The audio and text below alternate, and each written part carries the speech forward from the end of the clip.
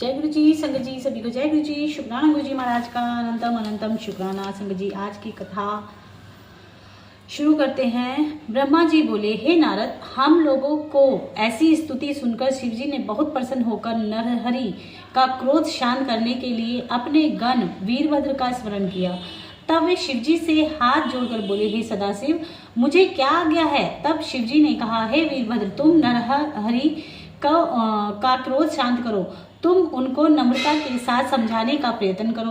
यदि उनकी क्रोधाग्नि तुम्हारे समझाने से शांत हो जाए तो कुछ हमारी शक्ति का प्रदर्शन करके दिखा देना। यदि उनका तेज अधिक हो तो तुम भी उसे अपने प्रचंड तेज से दूर करना तथा उनके क्रोध का निवारण करना। फिर इसी प्रकार नरहरि के शरीर को अपने में मिलाकर हमारे पास ले आना। वीरभद्र शिव जी का यह आदेश सुनकर शांत रूप बन गए तथा नरहरि के पास जाकर पिता के समान उन्हें उपदेश के वचन कहने लगे। वे बोले, हे विष्णु जी, तुमने नरहरि का अवतार संसार की रक्षा के हेतु लिया है। तुम प्रलय होने का उपाय मत करो। शिव जी की यही आज्ञा है कि तुम्हें यही उचित है कि अब इस रूप को दूर कर दो। हे नारद, वीरभद्र के ऐसे वचन सुनकर नरहरि ने अग्नि के समान प्रदीप्त हो अत्यंत क्रोध से उत्तर दिया, हे वीरभद्र, तुम यहाँ से तुरंत अपने घर को चले जाओ। तुम मेरी इच्छा के विरुद्ध वचन कहकर मेरा क्रोध क्यों बढ़ाते हो? इस समय मैं नहीं जानता कि मुझको निर्वित करने वाला कौन है। मेरे अधीन तीनों लोक हैं। सबका स्वामी, स्वाधीन, सृष्टिकर्ता, पालनहार करता तथा प्रलयकर्ता मैं ही हूँ। भला वह कौन है जो मुझको उपदेश देता है? यह सुनकर वीरभद्र ने कहा, हे विष्णु जी, तुम उस प्रलय करने वाले को चलकर क्यों नहीं देखते जिसके हाथ में पिनाक तथा त्रिशूल है? पर तुम्हारे यह वचन बहुत ही अनुचित है। इससे तुमको निश्चय ही बहुत दुख प्राप्त होगा। तुम शिवजी की महिमा तथा प्रताप को नहीं जानते। जो उनको अन्य देवताओं के समान समझकर ऐसा गर्व करते हो, उन्हीं शिवजी ने मुझको तुम्हारा अहंकार दूर करने के लिए भेजा है। तुम केवल एक दैत्य को वध करके इतना अहंकार करते हो। तुम व्यर्थ उपद्रव न करो, यह बात तुम्हारे लिए बुरी है। यदि तुम शिवजी को अपना बनाया हुआ था, तुम शिवजी को अपना बनाया हुआ तथा अपना अधीन कहते हो, तो तुम्हें यह निश्चय हुआ कि तुम संसार को उत्पन्न तथा पालन करने वाले नहीं हो। तुम स्वाधीन तथा मुक्ति प्रदान करने वाले भी नहीं हो, क्योंकि तुम शिवजी की आज्ञा से ही अवतार लेते हो। जिस समय तुमने कवंट अवतार लिया था, उस समय की बात क्या तुम नहीं जानते कि शिवजी तुम्हारे सिर को जलाकर अपने हार में पिरो लिया था? जब तुमने वराह अवतार लिया, तब शिवजी ने तुम्हारे दांतों को उखाड़कर अपने त्रिशूल का तुम्हारे ऊपर प्रहार किया था तथा तुम्हारा अहंकार नष्ट कर दिया था। शिवजी ने भैरव अवतार लेकर तुम्हारे पुत्र ब्रह्मा का सिर काटा, जिससे अब तक ब्रह्मा के 5वां सिर नहीं आया। क्या तुम यह सब बातें भूल गए हो? तुम दक्ष प्रजापति के यज्ञ का स्मरण करो, जहाँ मैंने क्षण भर में उसका सिर काट डाला था। मैं तथा तुमसे लेकर तृण पर्यंत सब शिवजी की शक्ति के अधीन है। तुम्हारा यह सब प्रताप तथा बल शिवजी की कृपा से ही है। वे शिवजी के निष्पाप तथा तीनों लोकों के उत्पन्न करने वाले हैं। तुम व्यर्थ की इतना गर्व करते हो। यदि शिवजी तुम पर क्रोधित होगे तो तुम्हारी रक्षा करने वाला कोई भी उत्पन्न ना होगा। हे नारद, वीरभद्र के ऐसे वचन सुनकर नरसिंह से क्रोधित होकर चाहा कि वीरभद्र को पकड़ ले, परंतु वीरभद्र ने उनका आशय जानकर अपना शरीर आकाश में छिपा लिया। उस समय उनका तेज प्रज्वलित अग्नि के समान प्रतीत हुआ, जिसकी उपमा सूर्य, वहीन तथा विद्युत से भी नहीं की जा सकती। इसे देखकर शिवजी ऐसे अद्भुत रूप में प्रकट हुए कि उनका आधा शरीर सिंह, 2 पंख तथा चोंच, सहस्त्र भुजाएं, शीश में जटा, मस्तक में चंद्रमा, महाभयंकर दांत तथा वज्र के समान नख थे। वे ही माने उनके शस्त्र थे। वे दांतों के होठ काट रहे थे। उनका ऐसा स्वरूप देखकर विष्णु जी का अहंकार दूर हो गया। तब वे निस्तेज हो गए। शरभ ने बल करके अपना शरीर हिलाया तथा अपनी दोनों भुजाओं से नरहरि की दोनों भुजाएं पकड़ ली। फिर आकाश से पृथ्वी पर डालकर पुनः पृथ्वी पर उतरकर पकड़ लिया। इसी प्रकार बार बार उड़कर नरहरि को निर्बल कर दिया। उस समय समस्त देवता एवं मुनि स्तुति करने लगे। इस भांति नरहरि का सब अहंकार दूर हो गया। तदुपरांत उन्होंने शिवजी से के 108 नामों का वर्णन कर उनकी स्तुति की और कहा, हे सर्वेश्वर, जब मेरे अंदर इस प्रकार क्रोध उत्पन्न होगा उस समय आप इसी प्रकार मेरा अहंकार दूर किया कीजिए। यह कहकर नरहरि अपना शरीर त्याग कर अंतर्धान हो गए। उस समय मैंने देवताओं तथा मुनीश्वरों सहित सर्वेश्वर शिव जी की बड़ी सेवा करके स्तुति की। तब सर्वेश्वर शिव जी बोले, हे देवताओं, तुम यह बात भली प्रकार समझ लो कि मैं तथा विष्णु भिन्न भिन्न नहीं है, वरन एक ही स्वरूप है। हे नारद, शिव जी ने यह कहकर नरहरि का सिर तथा चर्म उठा लिया। उन्होंने सिर को तो अपनी माला का सुमेरु बनाया तथा चर्म ओढ़ लिया। फिर वे सबके देखते देखते अंतर्धान हो गए। तदुपरांत देवता आदि भी अपने अपने मनोरथ प्राप्त कर वहां से अपने अपने घर चले गए। हे नारद, जो इस चरित्र को सुनाता तथा पाठ करता है उसे दोनों लोकों में आनंद प्राप्त होता है। हे नारद, शिवजी ने यह कहकर नरहरि का सिर तथा चर्म उठा लिया। उन्होंने सिर को तो अपनी माला सुमेरु बनाया तथा चर्म ओढ़ लिया। फिर वे सबके देखते देखते अंतर्धान हो गए। तदुपरांत देवता आदि भी अपने अपने मनोरथ प्राप्त कर वहां से अपने अपने घर को चले गए। हे नारद, जो इस चरित्र को सुनाता है तथा पाठ करता है उसे दोनों लोकों में आनंद प्राप्त होता है। ब्रह्मा जी बोले, हे नारद, अब मैं तुम्हें यशावतार के विषय में बताता हूँ, जिसने तुरंत ही सब देवताओं को मद दूर कर दिया था। जब देवता तथा दैत्य समुद्र मंथन के समय परस्पर लड़े और उसमें देवताओं से पराजित हो गए, तब देवता अपने अहंकार में भरकर शिवजी को भूल स्वयं को पृथ्वी, आकाश तथा पाताल का स्वामी समझने लगे। वे सब एकत्र होकर गर्व की बातें करने लगे। सब देवता अहंकार में भरकर अपनी अपनी वीरता का वखान करने लगे। उस समय शिवजी ने देवताओं का ऐसा अहंकार दूर देखकर एक विचित्र चरित्र किया, अर्थात उन्होंने यक्ष रूप से देवताओं के पास जाकर सबसे कुशल पूछी। उन देवताओं में से कोई भी यह ना जान सका कि ये शिवजी हैं। फिर शिवजी ने उनसे यह कहा कि तुम सब इस स्थान पर बैठे हुए क्या कर रहे हो? मालूम होता है कि तुम सब अहंकार से भरे हुए हो। यह सुनकर देवताओं ने उत्तर दिया कि क्या तुमने नहीं सुना कि यहाँ देवासुर युद्ध हुआ था? हमने उसमें दैत्यों को मारकर विजय प्राप्त की है। यह सुनकर यक्ष स्वरूप शिवजी बोले, हे विष्णु आदि देवताओं, तुम ऐसी बात मत कहो। तुमसे बड़ा भी और कोई है और तुम इस प्रकार अहंकार की बातें मत करो, क्योंकि तुमसे भी बड़ा जो पुरुष है वह सबसे बलवान तथा तेजस्वी है। वह जो कुछ चाहता है वही करता है। यदि तुमको इस बात का विश्वास ना हो तो तुम सब मिलकर एक तिनके को काट कर दिखाओ। इतना कहकर यक्ष रूप शिवजी ने एक तिनका देवताओं के ऊपर फेंक दिया। सब देवता ने अपने अपने शस्त्रों का प्रयोग उस तिनके पर किया, परंतु वह तिनका हिला तक नहीं। अपने स्थान पर जैसे कि तैसा पड़ा था वैसे ही पड़ा रहा। यह देखकर इंद्र ने अत्यंत क्रोधित होकर अपना वज्र उस तिनके पर चलाया, परंतु वह भी निष्फल रहा। तदुपरांत विष्णु जी ने क्रोधित हो अपना चक्र तिनके पर मारा, परंतु वह भी असफल रहे। उस समय सब देवता अत्यंत लज्जित हुए। इतने में यह आकाशवाणी हुई कि हे देवताओं, तुमने अपने मन में किसी का संशय मत करो। तुम सबने अहंकार के वशीभूत होकर अपने स्वामी को नहीं पहचाना। उन्होंने तुम्हारा अहंकार दूर कर दिया। फिर कभी ऐसा अहंकार मत करना। तुम्हारे सम्मुख यह जो खड़े हैं वे यक्ष रूपी सदा शिव जी हैं। हे नारद, इस प्रकार आकाशवाणी सुनकर सब देवता यक्ष ईश्वर महादेव के चरणों पर गिर पड़े तथा उनके अनेक प्रकार से प्रणाम कर अहंकार से मुक्त हुए। तदुपरांत उन सब ने यह निश्चय किया कि संसार में शिवजी के समान बलशाली और कोई नहीं है। फिर सब देवता आदि शिवजी की स्तुति करते हुए बोले कि हे सदा शिवजी, हम सब आपकी शरण में हैं। अब हमारा अहंकार दूर हो गया है। यह सुनकर शिवजी ने प्रसन्न होकर ओंकार का उच्चारण किया। इसके पश्चात सब लोग अपने अपने घर चले गए। हे नारद, यह यक्षेश्वर शिवजी का चरित्र अत्यंत पवित्र है। इसके पढ़ने तथा सुनने से अत्यंत सुख प्राप्त होता है। अतः अब मैं तुमको शिवजी के 10 महाकाल अवतारों के विषय में बताऊंगा। ध्यान पूर्वक सुनो। हे नारद, शिवजी का पहला रूप महाकाल है। महाकाली इस अवतार की शक्ति है। शिवजी का दूसरा अवतार तार नामक है, जिसकी शक्ति का नाम तारा है। तीसरा अवतार बलि है, जिसकी शक्ति का नाम भुवनेश्वरी है। चौथा विद्वेनेश अवतार है, जो 16 कलेश दूर करने वाला है। उनकी शक्ति का नाम विद्या है। पांचवा भैरव अवतार है, जिसकी शक्ति का भैरवी कहते हैं। छठा त्रिमस्तक अवतार है, जिसकी शक्ति का नाम त्रिमस्ता है, जो अत्यंत तेजस्विनी है। सातवां धूमावत अवतार है, जिनकी शक्ति को धूमावती कहते हैं। आठवां बगलामुख अवतार है, जिनकी शक्ति का नाम बगलामुखी है। 9वां मातंग अवतार है, जिसकी शक्ति मातंगी कहलाती है। 10वां कमल अवतार है, जिनकी शक्ति को कमला कहते हैं। इन 10 अवतारों के पूजन तथा 10 शक्तियों की सेवा से सब मनोरथ सफल होते हैं। इस प्रकार शिव जी के 57 अवतार पूर्ण होते हैं। जय गुरु जी, शुक्राना गुरु जी।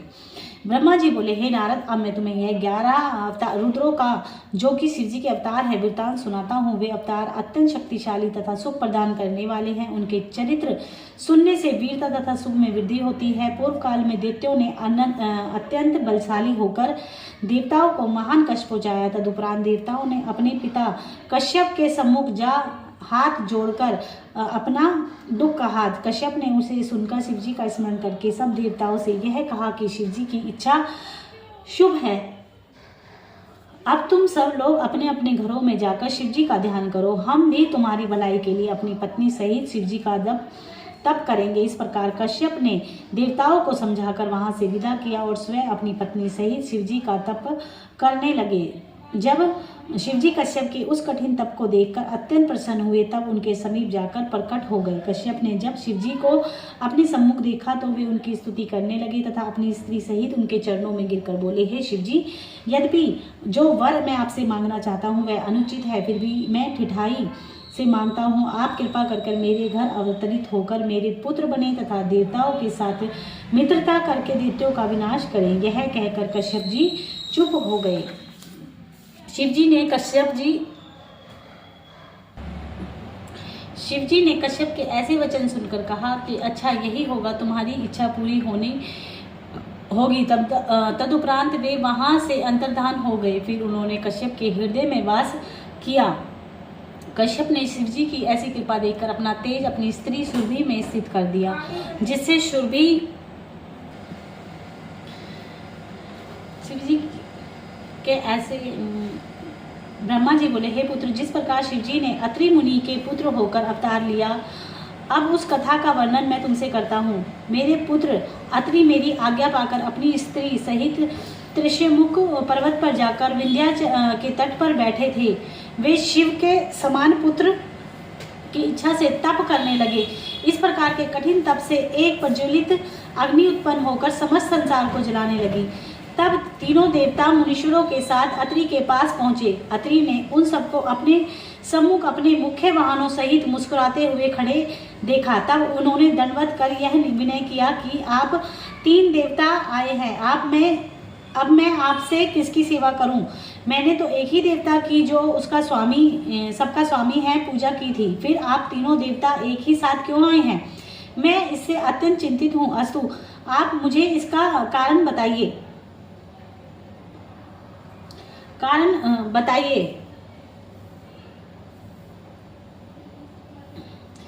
तब उन्होंने दंडवत होकर विनय किया कि आप तीनों देवता किसकी सेवा करूं? मैंने देवता वो सबका स्वामी है, पूजा की थी। फिर आप तीनों देवता एक ही साथ में अत्यंत। यह सुनकर तीनों देवता बोले, अत्रि, तुमने ईश्वर का बहुत तप किया है तथा यह स्पष्ट है कि हम तीनों देवता एक ही रूप हैं। इससे प्रकट है कि तुम्हारे 3 पुत्र हम तीनों के अंश से उत्पन्न होंगे। हे नारद, इस प्रकार अत्रि को वर देकर वे तीनों देवता अपने अपने स्थान को चले गए। अत्रि भी इच्छानुसार वर पाकर अत्यंत प्रसन्न हो अपने घर लौट गए। नियत समय आने पर तीनों देवता के अंश से अत्रि के 3 पुत्र उत्पन्न हुए। ब्रह्मा के अंश से चंद्रमा, विष्णु जी के अंश से दत्त तथा शिव जी के अंश से दुर्वासा का जन्म लिया। हे नारद, यहाँ पर मैं तुम्हें दुर्वासा के विषय में बताता हूँ। शिव जी ने दुर्वासा का शरीर धारण कर अनेक चरित्र किए। उन्होंने ब्रह्म तेज धारण कर सबका आदर किया तथा अनेक के धर्म की परीक्षा ली। उनका धर्म चरित्र यह है कि एक सूर्यवंशी राजा अम्बरीश विष्णु जी का परम भक्त तथा दृढ़वर्ती था। एक दिन में उसने एकादशी का व्रत करके द्वादशी में पारण करने की इच्छा की। उसी समय दुर्वासा उनके पास जा पहुंचे। दुर्वासा अम्बरीश की केवल परीक्षा लेने की ही इच्छा से वहां गए थे। अम्बरीश ने दुर्वासा को देखकर उनका अत्यंत आदर सत्कार किया तथा भोजन करने का निमंत्रण दिया। दुर्वासा अम्बरीश का यह निवेदन स्वीकार कर अपने शिष्यों सहित नदी के तट पर स्नान के लिए चले गए। वहां उन्होंने अम्बरीश की परीक्षा लेने के लिए जानबूझकर विलंब किया। राजा अम्बरीश दुर्वासा की बाट देखते रहे। इतने में द्वादशी समाप्त होने लगी।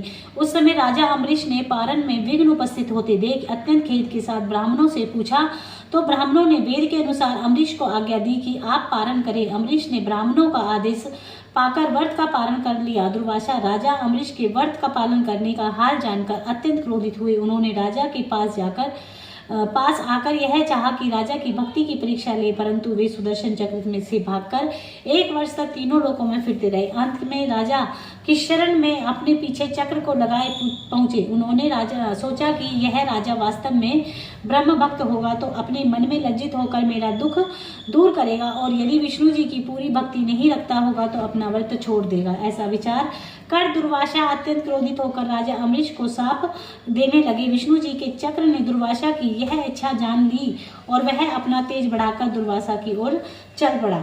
यह देखकर दुर्वासा भागने लगे। वे सब देवताओं के लोकों में फिरकर राजा अम्बरीश के पास लौट आए और बोले, उनका कोई दुख कष्ट कैसे हो सकता है। राजा ने दुर्वासा की ऐसी स्थिति में देखकर लज्जापूर्वक चक्र से कहा कि अब तुम दूर हो जाओ और ब्राह्मण को छोड़ दो। यह सुनकर चक्र दुर्वासा के पीछे से हट गया। तब राजा ने दुर्वासा को भोजन कराकर स्वयं भी भोजन किया। हे नारद, उस समय दुर्वासा ने अत्यंत तृप्त तथा प्रसन्न होकर राजा को आशीर्वाद दिया और यह कहा कि हे राजन, तुम किसी प्रकार की चिंता मत करना, हमने केवल तुम्हारी परीक्षा के लिए ही यह चरित्र किया है। इतना कहकर दुर्वासा अत्यंत प्रसन्न हो वहां से चले गए। जब विष्णु जी दशरथ के पुत्र रामचंद्र रूप में अवतरित हुए, उस समय भी दुर्वासा ने ऐसा ही चरित्र किया था। इसी प्रकार श्री कृष्ण जी की परीक्षा लेकर उनको अपने रथ का खींचने वाला बनाया था। तब उनकी ब्रह्म भक्ति को देखकर उन्होंने वज्रांग कर दिया था। फिर उन्होंने द्रौपदी की परीक्षा लेकर पांडवों को संतुष्ट किया। इतनी कथा सुनकर नारद जी ने कहा, हे पिता, अब मेरी यह इच्छा है कि जिस प्रकार दुर्वासा ने श्री रामचंद्र जी तथा कृष्ण जी की परीक्षा लेकर उन्हें वरदान दिया, वह सब वृतांत आप सुनाए। ब्रह्मा जी बोले, हे पुत्र, जब श्री रामचंद्र ने देवताओं का कार्य सिद्ध करने के लिए राजा दशरथ के घर में अवतार लिया, तब मैंने एक दिन काल के द्वारा उनके पास यह जाकर समाचार भेजा कि अब आप अपने लोक में आकर सब देवताओं को आनंद प्रदान करने की कृपा करें। तब काल एक मुनि के स्वरूप में रामचंद्र जी के पास जाकर बैठ गया और अवसर देखकर विनती की कि हे महाराज, मुझे आपसे कुछ निवेदन करना है, उसको कोई दूसरा मनुष्य न जान सके। आपके इस वार्तालाप में यदि कोई आ जाए तो वह चाहे कोई भी क्यों ना हो, आपको उसका परित्याग करना होगा। रामचंद्र जी ने काल की इस और विनती की कि हे महाराज, मुझे आपसे कुछ निवेदन करना है, उसको कोई दूसरा मनुष्य न जान सके। हमारे आपके इस वार्तालाप में यदि कोई आ जाए तो वह चाहे कोई भी क्यों न हो, आपके उसका परित्याग करना होगा। रामचंद्र जी ने इस काल की इस बात को मानकर लक्ष्मण के द्वार पर खड़े होने का आदेश दिया, जिससे कि कोई वहां ना आए। फिर वे काल से बोले कि तुम कौन हो, कहाँ से आए हो और तथा क्या कहना चाहते हो। उस समय काल ने उत्तर दिया कि हे प्रभु, ब्रह्मा ने आपके लिए यह संदेश भेजा है कि अब आप अपने लोक में जाएं। इन दोनों में यह वार्ता हो ही रही थी कि उसी समय दुर्वासा परीक्षा के लिए वहां द्वार पर आए और लक्ष्मण से बोले, हे लक्ष्मण, तुम रामचंद्र जी को हमारे आने का तुरंत समाचार दो। यह देखकर लक्ष्मण अत्यंत चिंतित हुए। वह सोचने लगे कि इस समय में यदि रामचंद्र जी के पास जाता हूँ तो मेरा त्याग कर देंगे, और यदि नहीं जाता तो मुझे दुर्वासा का को भाजन होना पड़ेगा। ऐसी दशा में उन्होंने यह निश्चय किया कि दुर्वासा का क्रोध करना ठीक नहीं। श्री रामचंद्र जी का वियोग अत्यंत दुखदायी है, परंतु दुर्वासा की आज्ञा का पालन करना परमोत्तम है। अपने मन में ऐसा विचार कर लक्ष्मण ने रामचंद्र जी के समीप जाकर दुर्वासा का संदेश कहा। उस समय काल लक्ष्मण को देखते ही अंतर्धान हो गया। तब रामचंद्र जी ने अपनी प्रतिज्ञा का स्मरण कर लक्ष्मण से कहा कि हे भाई लक्ष्मण, इस समय हमारे साथ बहुत बुरा धोखा हो गया। उसने मुझसे जो वचन लिया था उसे तो तुम जानते ही हो, इसलिए अब उसे पूरा करो। हे नारद, लक्ष्मण ने यह कहकर रामचंद्र जी विलाप करने लगे। लक्ष्मण जी उस समय मूर्छित हो गए। तब दुर्वासा ने अंदर जाकर सबको समझाया और ऐसी लीला कर वहां से विदा हो अपने स्थान को लौट गए। लक्ष्मण ने भी रामचंद्र जी से विदा होकर सरयू के तट पर योग मार्ग तथा अपना शरीर छोड़ दिया। हे नारद, अब हम तुमसे श्री कृष्ण जी का चरित्र का वर्णन करते हैं। जिस प्रकार दुर्वासा ने अपनी परीक्षा ली थी, श्री कृष्ण जी बड़े प्रसिद्ध महाभक्त थे। ऐसे ब्रह्म भक्त कृष्ण जी की परीक्षा लेने के लिए दुर्वासा एक दिन उनके घर आए। कृष्ण जी ने अत्यंत नम्रता, आगमान तथा शील से दुर्वासा का स्वागत किया तथा उत्तमोत्तम भोजन कराए। तब दुर्वासा ने परीक्षा लेने के लिए उनसे यह कहा कि हे श्री कृष्ण, हम रथ पर चढ़ना चाहते हैं तथा यह भी चाहते हैं कि तुम यहाँ तथा तुम्हारी स्त्री रुक्मणी उस रथ को खींचकर चलाएं। ऐसा करने से पर हम तुम्हारी इच्छा अनुसार वर देकर प्रसन्न करेंगे। श्री कृष्ण जी ने दुर्वासा के इस आदेश को प्रसन्नता से स्वीकार कर लिया और उनकी इच्छा अनुसार उनके रथ पर बैठाकर आज्ञा पालन किया। तब दुर्वासा ने प्रसन्न होकर श्री कृष्ण जी से कहा कि तुम हमारी आज्ञा से पायस लो और उसे सारे शरीर में लगा लो, तुम्हारा कोई अंग खुला न रहे। श्री कृष्ण जी ने यही किया। तब दुर्वासा जी ने प्रसन्न होकर उन्हें यह वर दिया कि जहाँ जहाँ तुम्हारे शरीर में पायस लगी है वहाँ तुम्हारे कोई शस्त्र भेद नहीं कर सकते। इसके पश्चात दुर्वासा वहाँ से अंतर्धान हो गए तथा श्री कृष्ण जी प्रसन्न एवं पापों से रहित होकर जीवन व्यतीत करने लगे। हे नारद, एक दिन द्रौपदी अपनी सखियों सहित गंगा स्नान करने लगी और वहाँ स्नान करने लगी। उसने पहले से कुछ दूरी पर पूर्व की ओर दुर्वासा भी स्नान कर रहे थे। उसी समय उनकी कौपी नदी में छूट गई। लज्जा से दुर्वासा जल से बाहर नहीं निकल सके। द्रौपदी ने यह दशा जानकर अपना आंचल फाड़कर दुर्वासा की ओर बहा दिया। दुर्वासा उसको पहनकर पानी से बाहर आए तथा प्रसन्न होकर द्रौपदी से बोले कि हे द्रौपदी, तुमने इस समय हमारी लज्जा रखी है, हम तुमको इसका फल अवश्य मिलेगा। सब देवता इस बात से साक्षी हैं कि तुम्हारी लज्जा सदैव बनी रहेगी। कहकर दुर्वासा वहां से अंतर्धान हो गए। हे नारद, अब तुम दुर्वासा का एक और चरित्र सुनो। एक दिन दुर्वासा सरोवर में स्नान करने के लिए गए तथा अपना स्वरूप अत्यंत मैला कुचैला बनाया। संयोग से उस दिन गंधर्वों की 3 पुत्रियां भी स्नान के लिए वहीं गई थी। उन तीनों ने नाम क्रम से रत्नाध्या, रत्नचूंडा तथा घृतपर्णी थे। उन्होंने दुर्वासा को इस दशा में देखकर अनेक दुर्वचन कहे और यह कहा कि ब्रह्मा ने प्रसन्न होकर तुम्हारे लिए यह सुंदर पति भेजा है। दुर्वासा ने यह सुनकर उनको शाप दिया और सबको अपना ब्रह्म तेज दिखाते हुए कहा कि तुम चांडाली होकर बड़ा कष्ट पाओगी। परंतु जब वे अपनी शरण में पहुंची तो कहा कि तुम मलमास व्रत करके अपने पुनः पहले की तरह हो जाओगी। यह कहकर दुर्वासा वहां से अंतर्धान हो गए। हे नारद, इस प्रकार 69वें अवतार की कथा पूर्ण होती है। जय विजय। ब्रह्मा जी बोले, हे नारद, अब मैं तुमको गृहपति अवतार के विषय में बताता हूँ। नर्मदा नदी के तट पर नरमपुर नामक नगर में विश्वामित्र मुनि ब्रह्मचारी शिवजी के अनन्य भक्त रहते थे। उन्होंने गृहस्थाश्रम को ही सर्वश्रेष्ठ समझकर चक्षुयति नामक कन्या के साथ अपना विवाह किया। वे अपनी पत्नी के साथ नित्य प्रति शिव जी का पूजन करते थे, परंतु बहुत समय बीत जाने पर भी उनके कोई पुत्र उत्पन्न नहीं हुआ। तब एक दिन उनकी पत्नी ने हाथ जोड़कर यह विनय किया कि हे स्वामी, मैंने आपके साथ 8 प्रकार के भोग कर सदैव निश्चित विहार किया है, परंतु अब मेरी एक इच्छा है जिसकी की अभिलाषा सभी गृहस्थ करते हैं। अपनी पत्नी की ऐसी बातें सुनकर विश्वामित्र बोले, हे देवी, तुम्हारी जो इच्छा हो हमसे वर में ले लो।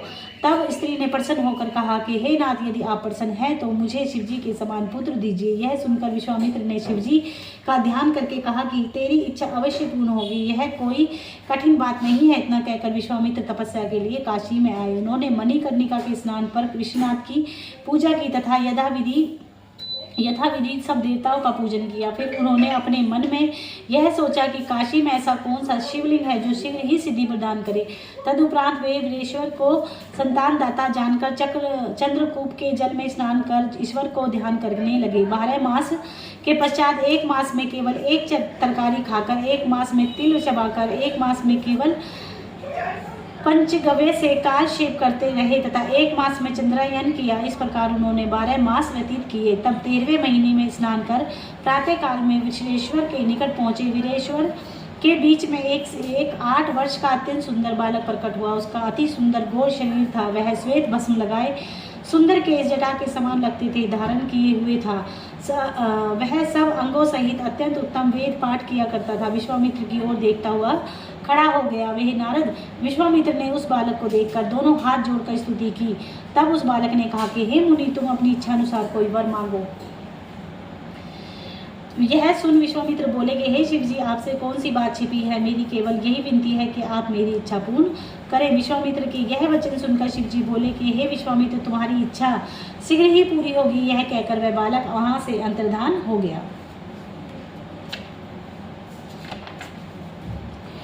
तब विश्वामित्र ने प्रसन्नता पूर्वक घर में जाकर अपनी स्त्री से ऐसा वृत्तांत कह सुनाया। उन्होंने अपनी स्त्री की शिवजी द्वारा किए गए वरदान का भी वर्णन किया। इस समाचार को सुनकर संसारी मनुष्य विश्वामित्र के पास गए तथा उनकी स्तुति करने लगे। तदुपरांत सभी ने चक्षुमती के भाग्य की सराहना की। फिर वे वहां से अपने अपने घर को लौट आए। जय गुरु। ब्रह्मा जी बोले, हे नारद, शिव जी के वरदान से चक्षुमती के गर्भ रहा। विश्वामित्र ने गर्भ की रक्षा, आरोग्य तथा पालन के लिए 5वें तथा 8वें मास में बहुत दान दिया। 10वें मास में शुभ लगन में उसके एक पुत्र उत्पन्न हुआ। तब दोनों ने मिलकर प्रसन्न हो बड़ा उत्सव मनाया। आकाश में फूलों की वर्षा हुई, सारा मंदिर सुगंध से भर गया। मैं स्वयं देवताओं सहित वहां गया। विष्णु जी भी लक्ष्मी सहित वहां पधारे। शिव जी भी गौरी को अपने साथ ले गुणों सहित वहां उपस्थित हुए। उस समय शिव जी ने आदेश के अनुसार मैंने उस बालक की जात कर्म किए थे। ऋषि नाम गृहपति रखा। इसके पश्चात सब अपने अपने स्थान को लौट गए। विश्वामित्र ने चौथे मास निष्कर्म की रीति की तथा छठे मास में अन्नप्राशन किया। 12वें मास में चूडाकर्म हुआ। उसके बाद कान छेदे गए। 5वें वर्ष दीक्षा हुई। फिर वह बालक वेद पढ़ने लगा। फिर विश्वामित्र ने उसे गुरु के मंत्र दिलवाकर सब विद्याएं सिखाई। है नारद, 9वें वर्ष तुम वहां गए। विश्वामित्र ने प्रसन्न होकर तुम्हारी बड़ी सेवा की। तुमने बालक का हाथ देखा और बोले, हे विश्वामित्र, तुम्हारे पुत्र के सब अंश अत्यंत शुभ हैं, किंतु एक लक्षण बुरा है। इसका 12वां वर्ष अरिष्ट है। तुमको उसकी रक्षा का कोई उपाय करना चाहिए। हे नारद, तुम तो उनसे यह कहकर वहां से चले गए, परंतु गृहपति के माता पिता अति दुखी होकर रोने लगे। माता पिता की यह दशा देखकर गृहपति बोले, आप इतने दुखी क्यों होते हैं? एक तो आपके प्रभाव से मुझे मारने की शक्ति काल में भी नहीं है। दूसरे, शिवजी जब तक मेरे रक्षक हैं तब तक कोई अनिष्ट नहीं हो सकता। माता पिता गृहपति के ऐसे अमृतमय वचन सुनकर आनंदित हो वे कहने लगे, हे पुत्र, तुम जाकर शिवजी की सेवा करो। शिवजी की सेवा करके तथा उन्हें प्रसन्न करके तुम बहुत से मनुष्यों में मृत्यु पर विजय प्राप्त कर ली है। शिवजी भक्तों का भय दूर करने वाले हैं। उनके समान अपने भक्तों का आनंद प्रदान करने वाला और कोई नहीं है, इसलिए तुम शिवजी की शरण में जाओ। गृहपति माता पिता की यह आज्ञा सुनकर काशी जा पहुंचा। वहां उसने मणिकर्णिका में स्नान किया तथा विश्वनाथ जी की पूजा कर अपने को धन्य समझा। फिर वह शिवजी के लिंग की स्थापना कर तप में प्रवृत्त हुआ। वह गंगा से 800 घड़े पानी लाकर शिवजी का स्नान कराता तथा नित्य प्रति 108 श्वेत कमलों की माला शिवजी को पहनाता तथा एक दिन इंद्र से कहा कि हे गृहपति, हम इंद्र हैं, हम तुमसे अत्यंत प्रसन्न हुए हैं, हमसे इच्छा अनुसार कोई वर मांगो। तब गृहपति ने मधुर वाणी में उत्तर दिया कि मुझे आपसे कुछ मांगने की इच्छा नहीं है, मैं तो शिवजी का वर देने वाला जानता हूँ। बालक के यह वचन सुनकर रुद्र रूपी शिवजी ने हंसकर कहा कि हे बालक, शिवजी हमसे भिन्न नहीं है। तब गृहपति ने उत्तर दिया कि तुम यहाँ से दूर हट जाओ, तुम किस योग्य हो? मुझे शिवजी के अतिरिक्त किसी देवता से वर मांगने की इच्छा नहीं है। हे नारद, इतने इंद्र के ने ऐसे वचन सुनकर अपना वज्र उठाकर गृहपति को बहुत डराया। गृहपति उस वज्र की ज्वाला को देखकर मूर्छित हो पृथ्वी पर गिर पड़ा। तब उसने शिवजी का स्मरण किया। तब शिवजी तुरंत अपने वास्तविक रूप में प्रकट हुए और उन्होंने उसे अपने हाथ से उठाकर बैठाया। वे बोले, हे गृहपति, तुम्हारा कल्याण हो। गृहपति ने यह सब सुनकर उठकर देखा कि शिवजी सम्मुख खड़े हुए हैं, जिनके बाएं भाग में श्री भवानी संपूर्ण सृष्टि की जननी विराजमान है तथा शिवजी महागौरव स्वरूप संपूर्ण शरीर में भस्म लगाए हुए हैं। तत्पश्चात शिवजी बोले, हे गृहपति, तुम इंद्र से बहुत डर गए हो, परंतु अब किसी प्रकार का भय मत करो। हमने स्वयं इंद्र का स्वरूप धारण कर यह चरित्र किया है। अब तुम किसी बात की चिंता मत करो। हम तुमको वर देते हैं कि तुम देवताओं में पवित्र होकर तीनों लोकों में भ्रमण किया करोगे तथा सबकी मानसिक गति जानकर तीनों रूप में संसार के कार्य करोगे। तुमने जो हमारे लिंग की स्थापना की है उसकी सेवा करने वाले को कभी दुख न होगा। शिवजी ने यह कहकर गृहपति के माता पिता को बुलाकर उन सब की दिक्पति कर दिया। उसके पश्चात शिवजी वहां से अंतर्धान हो गए और गृहपति द्वारा स्थापित लिंग में समा गए। गृहपति की पुरी का नाम चक्षुमती हुआ था, जो बहुत ही तेजपूर्ण। वहां के सब निवासी नित्य बलि ऋग्वेद यज्ञ करते हुए गृहपति अपने गणों सहित चक्षुमती नामक अपनी पुरी में निवास करते हैं तथा अपने माता पिता एवं संपूर्ण परिवार सहित उसी देश में भ्रमण करते हैं। वहाँ सबको हर प्रकार के सुख प्राप्त होते हैं, किसी को कोई दुख नहीं है। जो जीव अग्नि में प्रवेश करते हैं तथा जो अग्नि की पूजा किया करते हैं वे उसी देश में जाकर विहार करते हैं, जो लकड़ी आदि देकर किसी को शीत दूर करते हैं, वे सब उसी लोक में जाकर आनंद प्रदान करते हैं। हे नारद, गृहपति की सेवा सबको करनी चाहिए। शिव जी का यह अवतार बहुत ही शीघ्र वर देने वाला है। अग्नि शिव जी का तेज है, जो विश्वामित्र के पुत्र रूप में प्रकट हुई। इस अंधकारपूर्ण संसार में अग्नि के अतिरिक्त अन्य कोई वस्तु चमकने वाली तथा प्रकाशवान नहीं है, जिसके बिना तीनों लोकों का निर्वाह नहीं हो सकता। अग्नि पर ही तीनों लोकों का आनंद निर्भर करता है। जो कोई गृहपति के इस चरित्र को पढ़ता या सुनता है, वह दोनों लोकों में अत्यंत आनंद प्राप्त करता है। जय गुरु जी, शुक्राना गुरु जी, संगत जी। और आज की कथा यहीं समाप्त होती है। संगत जी, कई बार ऐसा होता है, कल एक आंटी का मैसेज था, कमेंट था, वो बोली कि आंटी आपका ध्यान कहाँ रहता है शिव पुराण पढ़ते समय, आप बीच बीच में भूल जाते हो।